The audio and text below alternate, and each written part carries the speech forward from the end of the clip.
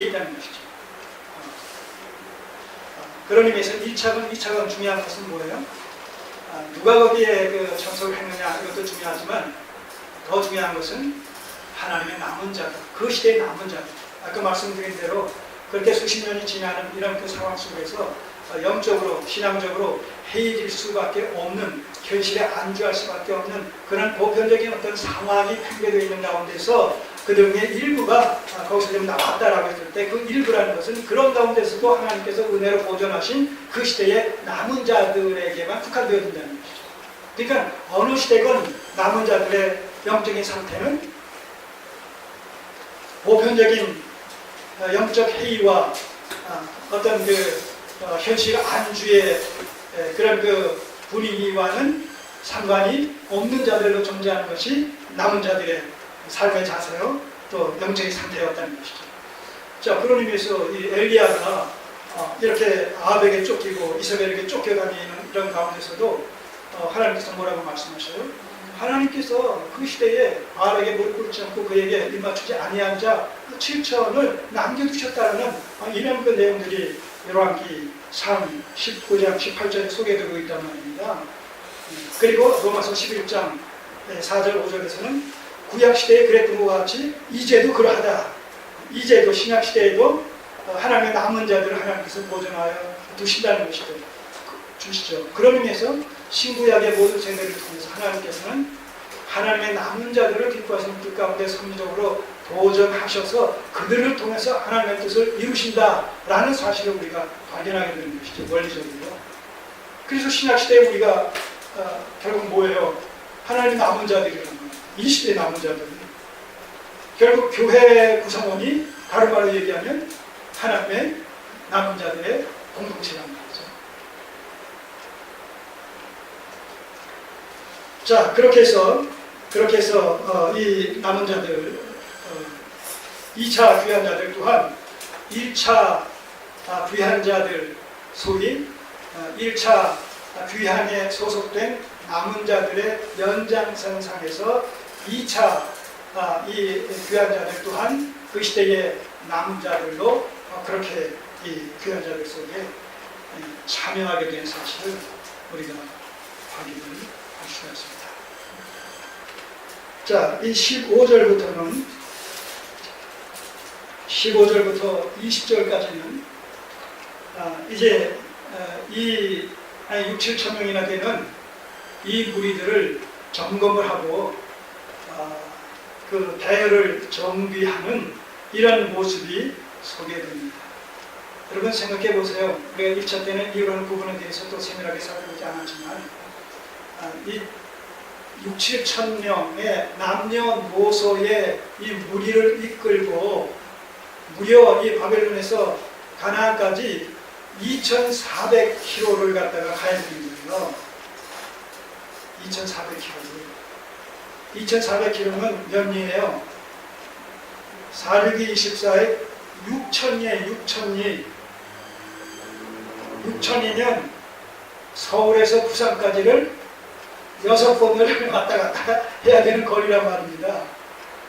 이 거리를 교통도 제대로 발달되지 않은 그 시대 속에서 지금 간다라고 했을 때 얼마나 많은 위험 요소에 그들이 지금 직면해 있겠느냐 하는 얘기죠. 도적들이 또 지금 그들이 못만 가는 것이 아니라 뭐예요? 아닥사시대 왕을 비롯해서 방백들을 비롯해서 자원하는 사람들의 이런 그 기부금을 또 비롯해서 엄청난 지금 하나님 앞에 드릴 예물과 기물들을 가지고 간단 말입니다. 자, 도적들이 있었다면 그 정보 그들이 알았겠어요? 몰랐겠어요? 네. 우리가 이런 그 사고 영화에서도 그런 거 보잖아요. 그런 간첩들이 있어가지고 그런 소식들을 갖다 서로 주고받는 가운데 미리 매복되어 있다가 또 매복도 얼마든지 할 수 있지 않겠습니까? 네. 그러니까 엄청난 위험에 노출되어 있는 이런 상황 속에서 그 긴 거리를 갖다가 행군을 해야 되는 이런 상황 속에서 얼마나 참 그 염려, 두려움 이런 것이 이 에스라에게 엄습해 왔겠어요. 그러니까 그 모든 것들을 이제 잘 인술하기 위해서 무리들을 점검을 하고 또 정비를 해서 대열을 갖춰서 일사불란하게 움직여 나갈 수 있도록 그렇게 사전 조치를 취하고자 그 15절을 보시면 내가 무리를 아하와로 흐르는 강가에 모았다는 거예요. 이건 유브라데스 강의 여러 지류 중에 그 하나라고 이렇게 우리가 생각을 하시면 되겠습니다. 자, 강가에 모으고 거기서 3일 동안 장막에 유하며 3일 동안을 거처하면서 글로 다 집결하라고 이렇게 연락을 해서 거기서 3일 동안을 이제 거처하면서 이제 이 상황 파악을 한 것이죠. 명단을, 무리들의 이런 명단을. 그리고 어떻게 이것을 대열을 정비해서 가장 안전하게 효율적으로 가나안까지 갈 것인가, 이런 것에 대해서 여기서 이제 고민했다는 그런 얘기가 되겠죠.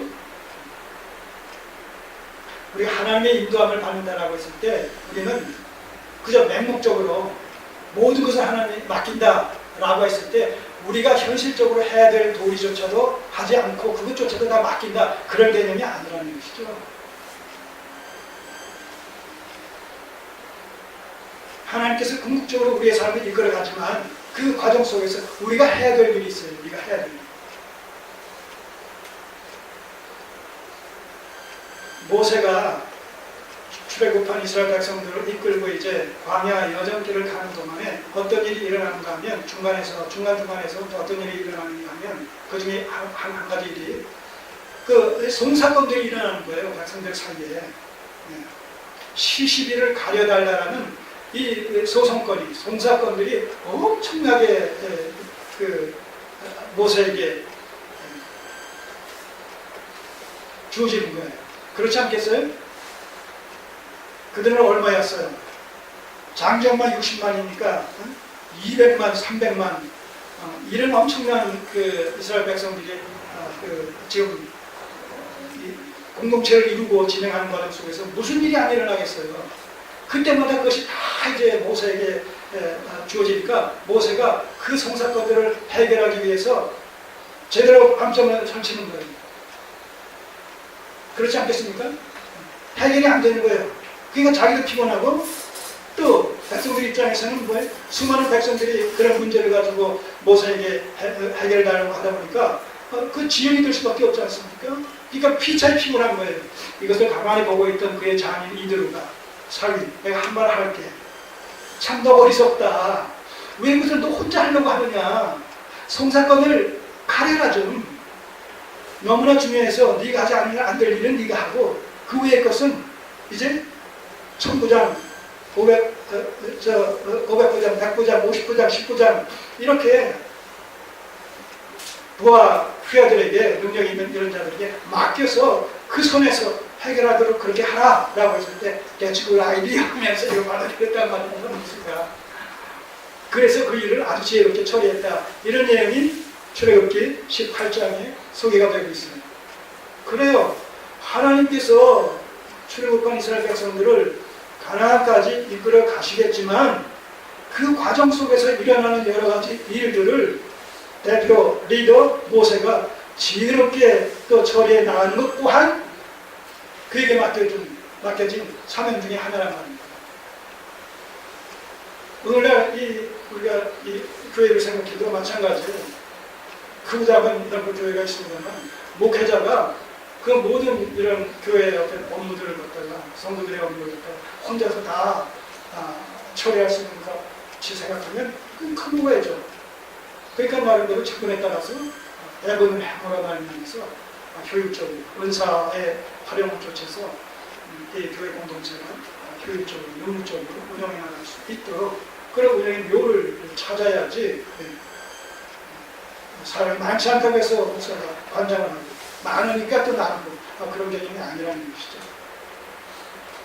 자, 그래서 이 3일 동안을 장막에 거하면서 이제 무리들을 파악을 해보는 거예요. 자, 그러다 보니까 무슨 사실을 발견했어요? 백성과 제사장들을 살핀 즉 그 중에 레위 자손이 하나도 없는지라. 네. 레위 지파 사람이 전혀 없는 거예요.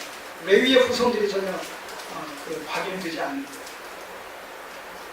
왜 이 남은 자 무리에, 왜 이 2차 포로 귀한 이 자들 명단에 그들이 빠졌을까, 그들이 합류하지 않았을까라고 했을 때 제가 아까 말씀드린 그런 내용들을 우리가 더듬어 찾을 수가 있겠다는 겁니다. 그런가 하면 어떤 사람은 또 이런 얘기도 해요. 그래, 인간의 어떤 연약성 때문에 이 레위인들은 성전 공사 업무를 담당하고 있잖아요. 그런데 레위인 중에서 특별히 아론의 후손들은 제사장 업무를 담당하고 있는데, 그런 의미에서 이 레위인들은 제사장들을 또 보조하는 그런 역할을 업무상 담당하는 것이거든요. 이럴 때 그 성격 고약한 제사장들을 만나게 되면 레위인들이 굉장히 피곤한 것 같아요. 요즘 군대에서 갑질 한다고 하듯이. 네. 그런 일들이 또 그 현실 속에서 얼마든지 일어날 수가 있었다는 것입니다. 자, 그러다 보니까 레위인들 입장에서는 그런 것에서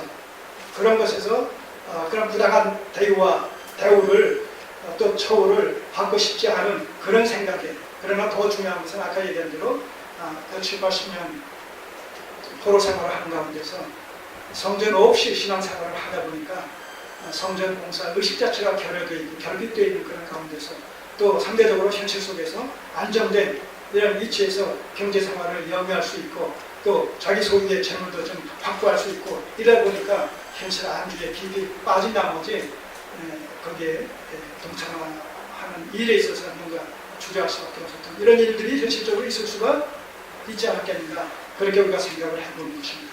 자, 그러나 에스라 입장에서는 지금 뭔가 이 모세 율법에 근거해서 해이해진 또 이 성전 예배를 회복시키고 또 신앙 공동체를 재정립해야 되는 이런 상황 속에서 레위인들이 해야 될 일이 굉장히 많고 굉장히 중요하단 말입니다. 그리고 당장 이런 그 예물들을 갖다가 예루살렘까지 운반해야 되는 과정 속에서 모세 율법에서는 누구에게 관대 있어요? 성전 기물들을 갖다가 운반하는 이 업무는 누가 관장해야 될 업무로 그렇게 모세 율법에 규례에 명되어 있어요? 레위인들 아닙니까? 레위인들이. 그러니까 그런 맥락에서 봤을 때도 레위인들은 절대적으로 필요한 것이죠.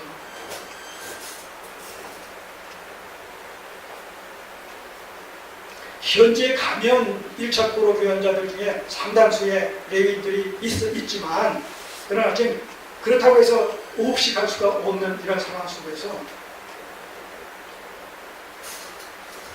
에스라는 레위인들을 불러올 것을 명합니다. 그 내용이 그 다음에 속에 있어요.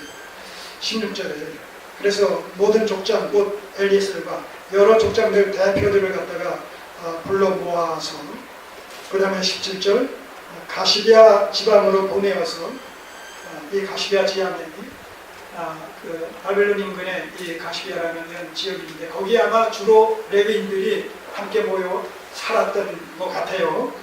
이로 짐작하건대 가시비아 지방으로 보내어서 그곳 족장 이또에게 나아가게 하고, 이 이또가 아마 레위 지파의 후손 중에 한 사람이었나 봅니다. 리더로서 그 지역을 관장하고 있었던 것 같습니다. 하기를 이또가 그 형제 곧 가시비아 지방에 관한 느리는 사람들에게 할 말을 일러주고 가서 어떻게 하라고 이제 에스라가 이리 다 대표자들에게 언지를 준 거예요. 우리 하나님의 전을 위하여 수종들자를 데리고 오라 하였더니, 그래서 사람을 보낸 거예요. 가서 잘 말하고 또 설득해서